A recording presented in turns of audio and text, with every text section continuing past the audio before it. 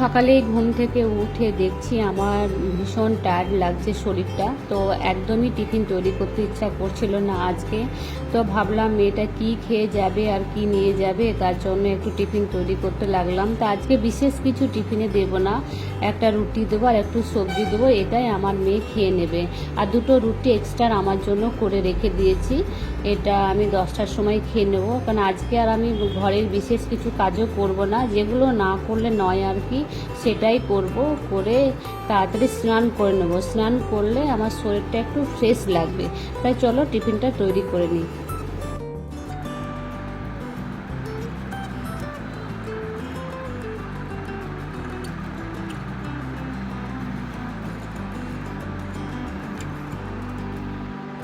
দেখো টিফিন আমার কমপ্লিট হয়ে গেছে, এবার মেয়েকে খাইয়ে টিফিন দিয়ে নিচে পাঠিয়ে দেবো, তারপরে আমি একটু যাব ছাদে।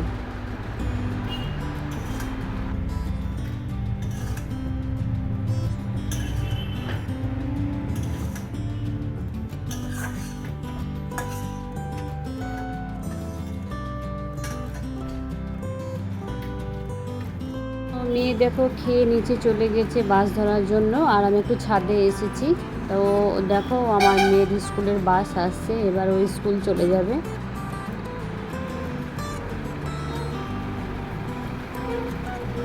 দেখো চলে এসেছে বাসটা, আজকে হাফ বেলা হবে, মানে তাড়াতাড়ি চলে আসবে আজকে।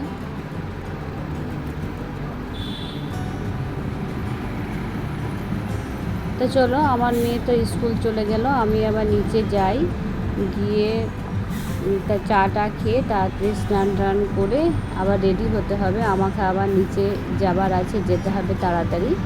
তা চলো নিচে চলে যাই। রেডি হয়ে গেছি নিচে যাওয়ার জন্য, আর একটা ফেস ভ্যাকসিন আছে, বারে বারে ফোন করছে ভ্যাকসিনটার জন্য। তো চলো ফটাফট গিয়ে করে দিই। আর এখনও রান্নার মাসে আসেনি, এলে ভালো হতো, কী কী রান্না হবে একবার বলে দিয়ে যেতাম, কিন্তু সেটা আর হলো না, নিচে গিয়েই বলে দেবো। তা চলো ভ্যাকসিনটা করে নিই। তো এরকমভাবে আমি 3তলা থেকে সারাদিন কতবার ওঠা নামা করি তার কোনো ঠিক নেই। তো উঠতে তো অসুবিধা হয়, নামার সময় তো কিছু বুঝতে পারি না। তো চলো শাটারটা খুলে এখন বাইরে যাই, তারপরে পার্লারের ভিতরে গিয়ে তোমাদের সঙ্গে আবার দেখা হচ্ছে। তো এই হচ্ছে আজকের কাজ, প্রচুর কাজের চাপ ছিল। তো আমার ব্লগটা এখানেই শেষ করছি, যদি ভালো লাগে তো একটু কমেন্ট করে জানাবে, আর আমার পাশে থাকবে। তোমরা সব সময় পাশে থেকো আমার, তাহলে আমি আরও ভিডিও বানাতে ভালো লাগবে আমার। তো চলো এখানে শেষ করছি।